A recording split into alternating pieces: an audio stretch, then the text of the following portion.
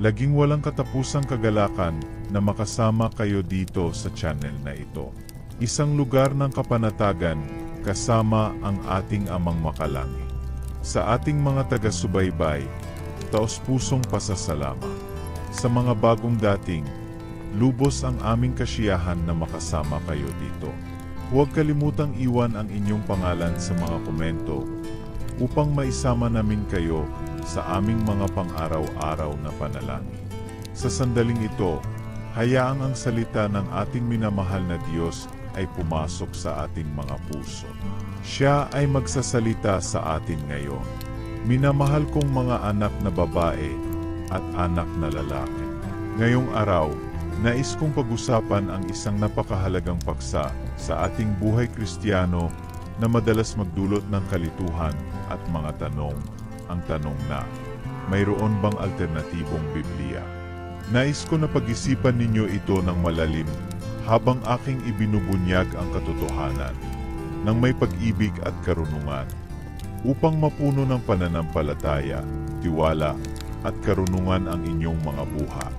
Mga anak, kayo ay nabubuhay sa panahon kung saan maraming tao ang naghahanap ng mabilis na sagot, mga bagong landas, at alternatibo sa katotohanan.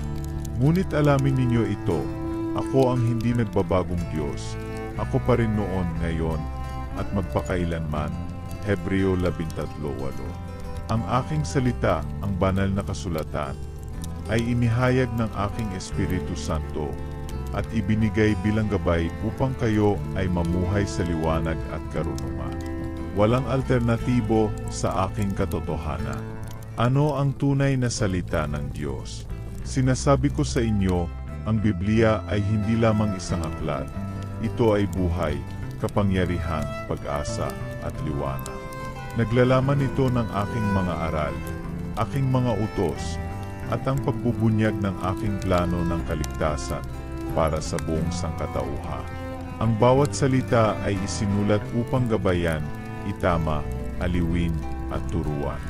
Gaya ng nasusulat sa 2 Timoteo 3:16-17, ang lahat ng kasulatan ay kinasihan ng Diyos at mapapakinabangan sa pagtuturo, sa pagsansala, sa pagtutuwid, sa pagsasanay sa katuwiran, upang ang tao ng Diyos ay maging ganap na naihanda sa lahat ng mabubuting gawa.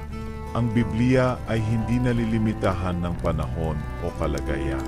Ito ay nagsasalita sa mga henerasyon ng mga sinaunang propeta at patuloy na nagsasalita sa inyong henerasyon ngayon.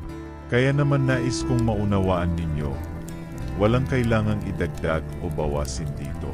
Ang aking salita ay kumpleto.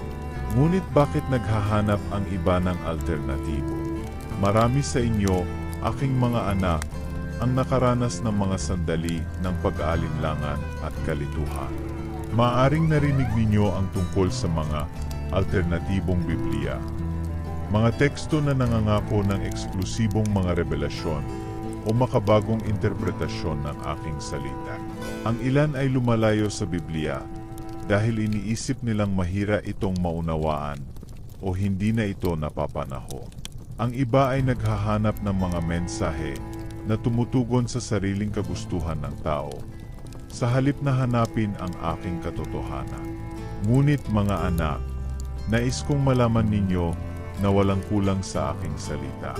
Ito ay kumpleto, perpekto, at sapat upang gabayan kayo sa lahat ng aspeto ng buhay. Kapag sinubukan ninyong baguhin ang katotohanan ayon sa inyong sariling kagustuhan, kayo ay lumilihis sa landas na inihanda ko para sa inyo. Ang pagnanais ng marami na makahanap ng bago ay hindi bago sa akin.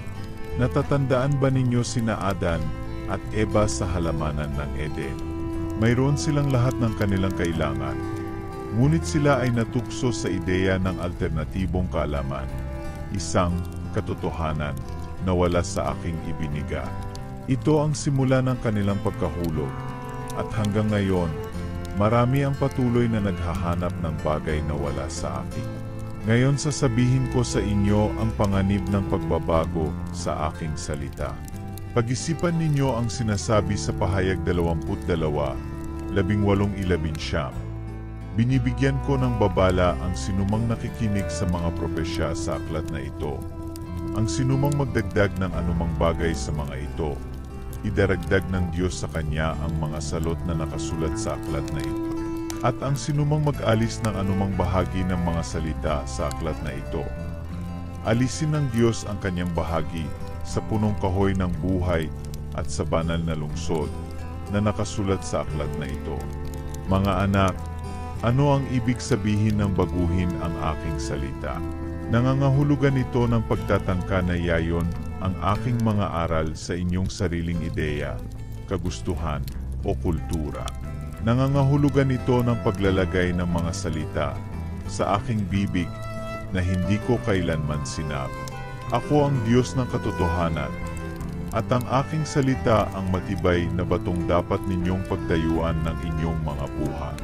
Kapag sinubukan ninyong palitan ito ng maling aral o hindi kumpleto, kayo ay nagtayo sa buhanging madaling gumo. Naisip na ba ninyo kung bakit maraming tinig ang nagsisikap na lituhin kayo? Nangyayari ito dahil alam ng kaaway ang kapangyarihan ng aking salita. Alam niya na kapag nanatili kayong matatag sa itinuro ko, wala siyang kapangyarihan laban sa inyo. Ngunit kapag binayagan ninyong pumasok ang pag-aalinlangan, nagkakaroon siya ng puwang upang makilos. Kaya't kapit kayo ng mahigpit sa aking katotohanan.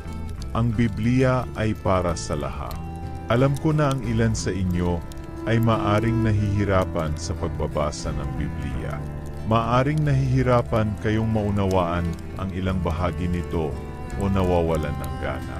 Ngunit tandaan ninyo, isinugo ko ang aking Espiritu Santo upang maging inyong katulong. Siya ang magbibigay sa inyo ng pangunawa at magliliwanag sa inyong mga puso habang hinahanap ninyo ang aking salita ng may kababaang loob at pananampalataya.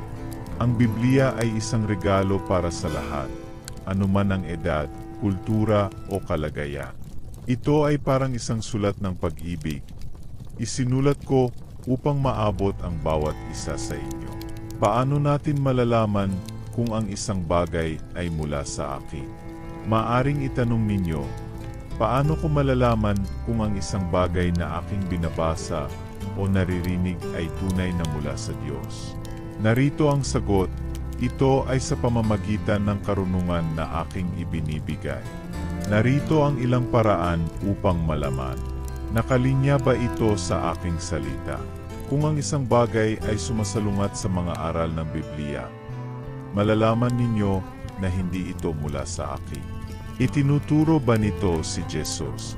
Ang tunay na mensahe ko ay palaging nagluluwalhati sa aking anak, si Jesu Kristo, at sa sakripisyong ginawa niya para sa inyo sa krus.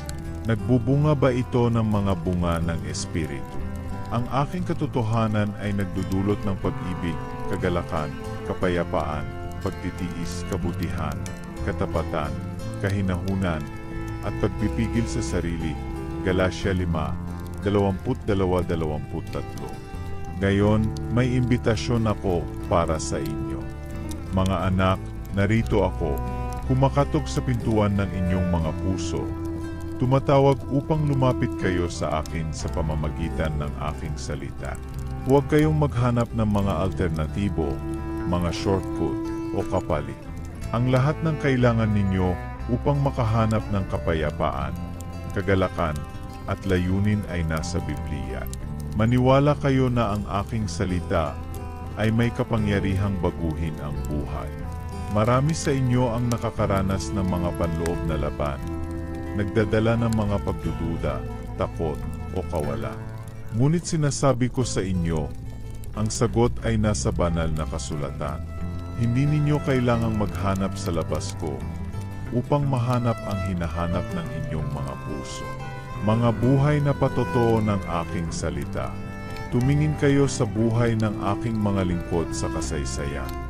Mula kay Moises hanggang sa mga apostol, lahat sila ay nagtiwala sa aking salita.